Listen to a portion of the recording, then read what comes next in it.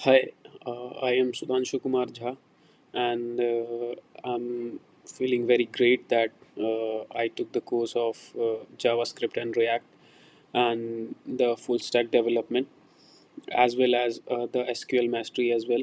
I just wanted to gain the real time project experience, and this course actually helped me a lot in improving my web development skills and the core concepts, the basic fundamentals as how the server side rendering is being done, how the front end is being integrated with the back end part of how the routing is being done. So these were the things that were being very crystal clear and crisp.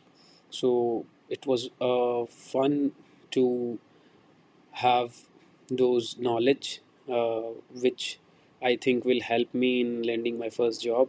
And I think now I can consider myself as not very great in it, but as a good developer, and I am able to make some projects of my own as well.